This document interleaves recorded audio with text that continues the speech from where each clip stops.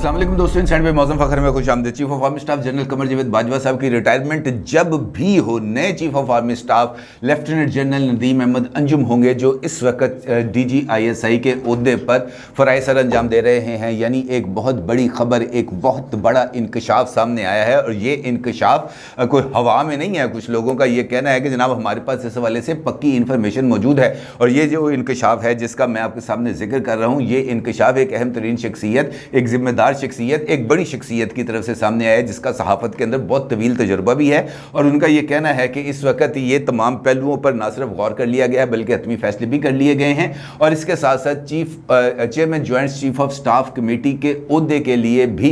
2 शख्सियात के नामों को फाइनलाइज कर लिया गया है। इसके साथ साथ chief of army staff general Qamar Javed Bajwa sahab की रिटायरमेंट होने के बाद उनको भी एक और अहम जिम्मेदारी सौंपी जा रही है। आप यकीनन जानना चाहेंगे कि वो शख्सियत कौन है जिसने ये अहम तरीन इंकशाफात किए हैं, ये फैसले कैसे किए गए। और इसके साथ साथ ये भी एक इंपॉर्टेंट डेवलपमेंट है जो आपके इल्म में, आप यकीनी तौर पर आपकी क्यूरियोसिटी बढ़ गई होगी कि जनरल बाजवा साहब को रिटायरमेंट के बाद कौन सी अहम जिम्मेदारी मिलने जा रही है। इस सारी सूरत हाल पर आपके साथ बात करूंगा, लेकिन उससे पहले बात करेंगे इमरान खान साहब की, क्योंकि ये भी एक इंपॉर्टेंट डेवलपमेंट है। इमरान खान साहब ने आज इंसदादे दहशतगर्दी की अदालत में पेश हुए हैं, जहां पर उन्हें 20 सितंबर तक जो उनकी अबूरी ज़मानत थी उसमें तौसीब भी कर दी गई है। और इसके साथ साथ इमरान खान साहब ने ये जो मुकदमा है उनके खिलाफ खातून जज ज़ेबा चौधरी साहिबा को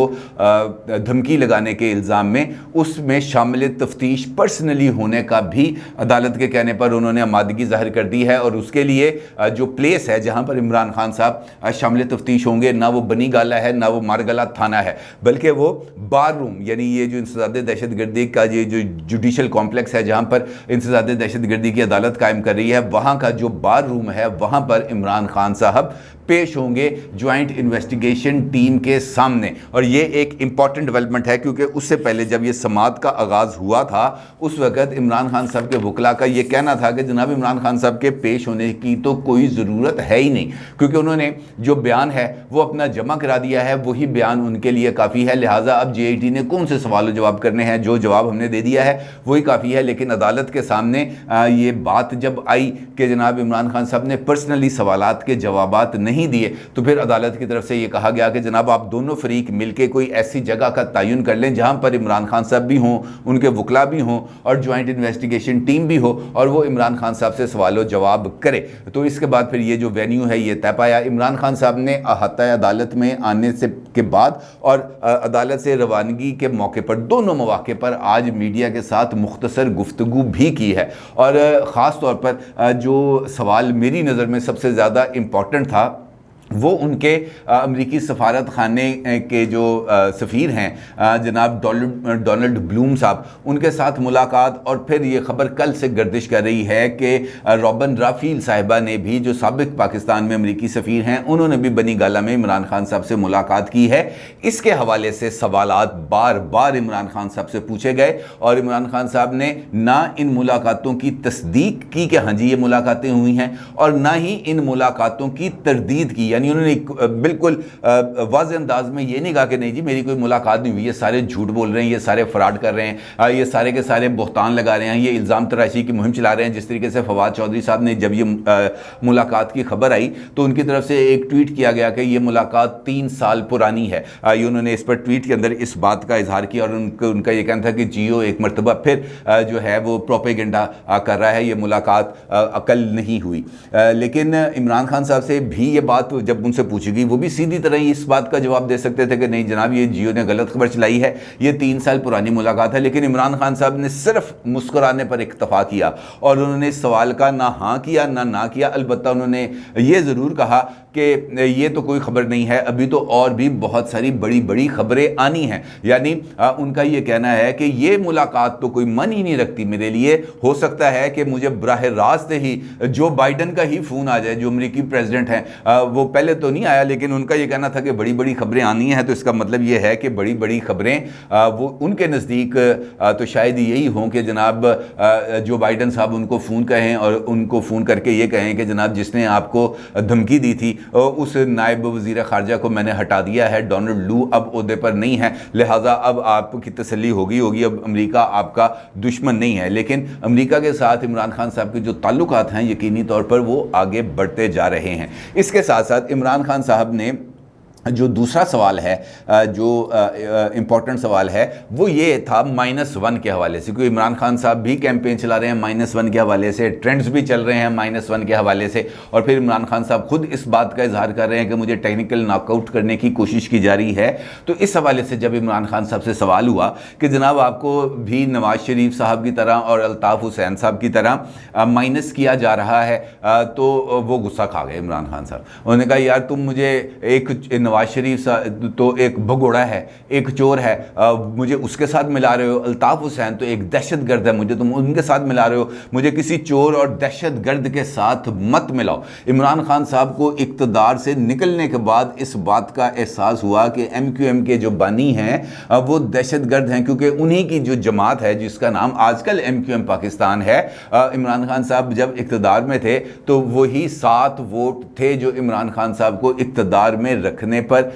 जिन्होंने इमरान खान को इक़्तिदार में रखा। ये 7 वोट जैसे ही दाएं बाएं हुए इमरान खान साहब का इक़्तिदार ख़त्म हो गया। इमरान खान साहब जब तक इक़्तिदार में थे उन्होंने एक मर्तबा भी अल्ताफ़ हुसैन साहब को दहशतगर्द नहीं कहा। ये वैसे एक अजीब सी बात है जो मेरी समझ में नहीं आ रही। अलबत्ता उनका ये कहना था कि जनाब ये जो मेरे पर दहशतगर्दी के दफ़ात लगी हैं ये पाकिस्तान की तौहीन है, क्योंकि पूरी दुनिया में इस बात का मजाक उड़ाया जा रहा है कि एक इंटरनेशनल फेम के बंदे के बारे में पाकिस्तान के अंदर इस तरह की पॉलिटिकल विक्टिमाइजेशन हो रही है, जहां पर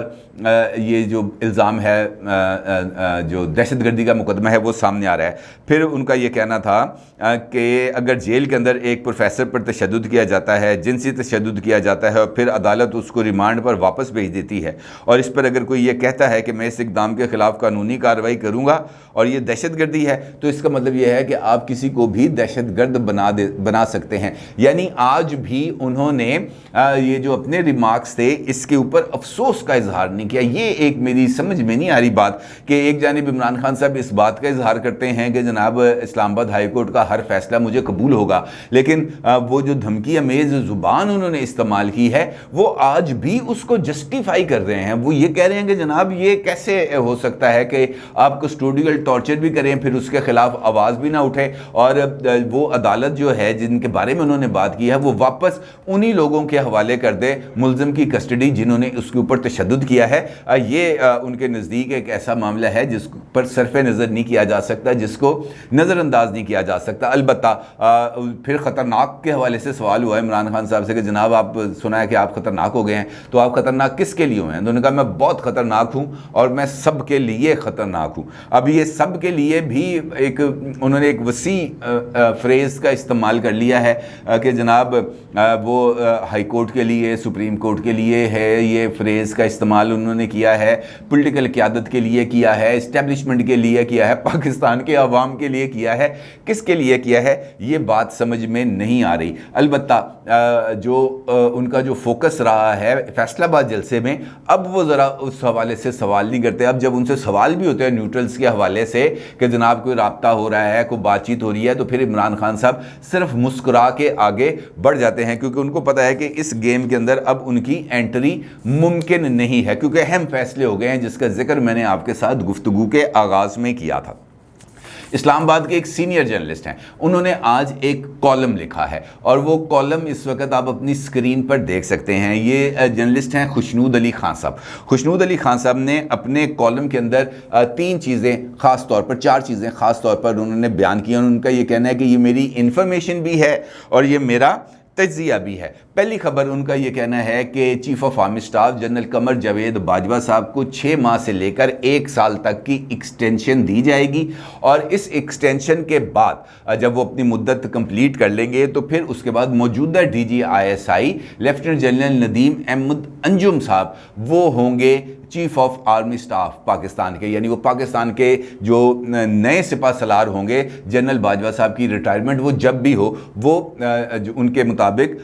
लेफ्टिनेंट जनरल नदीम अहमद अंजुम साहब होंगे। और उसके लिए यकीनी तौर पर मुख्तलिफ जो इकदाम नदीम अहमद अंजुम साहब की तरफ से किए गए हैं वो उनके पेश नज़र होंगे। और उसके साथ साथ उनका ये कहना है कि जनरल बाजवा रिटायरमेंट के बाद डैम्स बनाने वाली अथॉरिटी के चेयरमैन होंगे और इस अथॉरिटी को अक़वाम मुत्तहिदा के तमाम मेंबर्स बेपनाह फंड देंगे। और इस खबर का अगर ताना बना देखा जाए, ख़ास तौर पर ये जनरल बाजवा साहब वाली जो डैम फंड है, तो इसके ताने बाने जाके जुड़ते हैं जनरल बाजवा साहब की 2 दिन पहले होने वाली मीडिया टॉक से। और उस मीडिया टॉक के अंदर उन्होंने इस बात का इजहार किया था कि पाकिस्तान को इस वक्त डैम्स बनाना उसके लिए बहुत ही ज़्यादा ज़रूरी है, क्योंकि अगर डैम नहीं बनेंगे तो इस तरह की सैलाबी सूरत हाल का सामना करना पड़ेगा। और उसके साथ साथ उनका यह भी कहना था कि नेक्स्ट वीक एक इजलास हो रहा है जहां पर प्राइम मिनिस्टर और वज़राए आला भी मौजूद होंगे और उस इजलास के अंदर वो ब्रीफिंग देंगे कि सैलाबी सूरत हाल क्या है और किस तरीके से इमदादी सरगर्मियों को आगे बढ़ाया जा सकता है। और इसी प्रेस कॉन्फ्रेंस के अंदर उन्होंने इस बात का इजहार भी किया था कि ये जो सैलाबज़दा इलाके हैं यहाँ पर उन्हें प्री फैब्रिकेटेड घर जो हैं वो दिए जाएं, जिनकी जो मुद्दत होती है वो 90 से 100 साल के करीब होती है और इनकी लागत भी कम है। 5 लाख रुपए के अंदर ये 2 बेडरूम का एक घर जो है वो तैयार हो जाएगा और वहाँ पर उनको लोगों को दिया जा सकेगा और वो फौरी तौर पर अपने जो ये काम है इसके ऊपर अपने घरों में वो आबाद होना शुरू हो जाएंगे। और पहले मरहले में ये प्री फैब्रिकेटेड जो घर हैं इस पर 100 घरों पर मुश्तमिल एक मॉडल सोसाइटी बनाई जाएगी और यहाँ पर सैलाबज़दगान को मुंतकिल किया जाएगा। इसी हवाले से खुशनूद अली खान साहब का ये कहना है कि ये जो इस वक्त जो सैलाब की तमाम तर तबाहकारियाँ हैं इससे रिलीफ ऑपरेशंस और ये जो प्री फैब्रिकेटेड घरों का जो मंसूबा है, इस मंसूबे की तमाम तर निगरानी पाकिस्तानी फ़ौज करेगी और कोई इदारा नहीं करेगा। पाकिस्तानी फ़ौज ही करेगी और पाकिस्तानी फ़ौज ही रिहेबिलिटेशन का जो काम है वो करेगी और लोगों को अपने घरों के अंदर मुंतकिल करेगी। इसके साथ उनका ये कहना है कि ये जो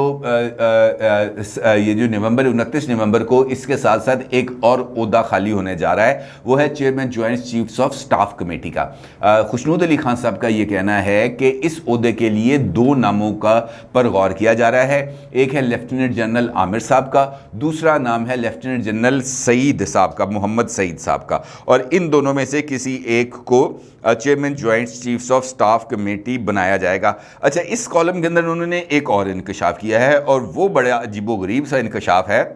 उनका ये कहना है कि अमेरिका से इमदादी सामान की फ़्लाइट्स आना शुरू हो गई हैं। अमेरिकी जो हैं वो रिकन्स्ट्रक्शन के काम के अंदर भरपूर हिस्सा लेंगे और उन्हें इस काम के लिए शमसी एयर बेस भी दे दी जाएगी। ये जो एयर बेस वाला मामला है जी, ये है यहाँ पर कुछ ख़तरनाक किस्म की सिचुएशन, क्योंकि जो अफ़गान हैं उनकी तरफ से जो लास्ट अटैक किया गया था उस पर ख़ासे एतराज़ात किए गए थे और उन्होंने कहा था कि पाकिस्तान इल्ज़ाम लगाया था कि पाकिस्तान की एयर स्पेस को यूज़ किया गया है, जबकि पाकिस्तान ने इस बात से इनकार किया था कि जनाब नहीं है। ख़ुद अमेरिका की तरफ से ये कहा गया था कि हमने पाकिस्तान की एयर स्पेस को इस्तेमाल नहीं किया। अब अगर ये एयर बेस उनको दी जाएगी तो फिर यकीनी तौर पर जो एक नई मुहिम है उसका आगाज़ होगा और उसके ज़रिए पाकिस्तान के अफ़गानिस्तान के साथ भी ताल्लुकात ख़राब होने का अंदेशा है। और यहाँ पर भी जो एंटी अमेरिकन सेंटिमेंट्स हैं जिनको इमरान खान साहब बज़ाहिर लीड कर रहे हैं, अगरचे एक जानिब तो वो अपने ताल्लुकात को ठीक रखे हुए हैं बल्कि बतदरीज ठीक किए जा रहे हैं। पहले जो अमरीकी सफ़ीर थे वो KPK गए, वहाँ पर महमूद खान साहब ने जूम के ऊपर इमरान खान साहब की उनके साथ गुफ्तगू कराई, फिर आगे बढ़ा, फिर लॉबिंग कंपनीज़ को हायर किया गया। उसके बाद जनाब फवाद चौधरी और शीरी मज़ारी की अमरीकी सफ़ीर से मुलाकात हुई, फिर रॉबिन रफ़ील साहब के बारे में कहा जा रहा है कि उनकी इमरान खान साहब से मुलाकात हुई। वो ख़ुद तो अपना मामला ठीक किए जा रहे हैं, लेकिन जैसे ही ये वाली खबर सामने आएगी या इस किस्म का बाज़ाब्ता तौर पर ऐलान किया जाएगा कि जनाब शमसी एयर बेस को ये अमेरिकन फ़्लाइट ऑपरेशंस के लिए इस्तेमाल किया जा रहा है, तो फिर यकीनी तौर पर इसको एक गलत रंग दिया जाएगा और वो किसी भी तौर पर मौजूदा हालात के अंदर ये कोई अच्छी चीज़ नहीं होगी। अलबत्ता ये जो खबरें उन्होंने दी हैं 3-4 जो मैंने अभी आपके सामने जिक्र किया है, इसके अंदर उन्होंने एक और भी बात कही है। उनका ये कहना है कि जहांगीर तरीन और शाह महमूद कुरैशी की शक्ल में तहरीक-ए-इंसाफ की मुतबादल क़यादत तैयार की जा रही है। लगता है कि इमरान खान साहब का सियासी किरदार महदूद हो जाएगा। मेरा नहीं ख्याल, मेरी ज़ाती राय है कि अगर ये वाली बात है, क्योंकि इस हवाले से मैंने भी 2-3 वीडियोस की हैं कल परसों 2 दिन के अंदर, इमरान खान साहब का सियासी किरदार महदूद नहीं होगा। अलबत्ता ये ज़रूर है कि जो तहरीक-ए-इंसाफ है इसके अंदर टूट फूट में इजाफा होगा, और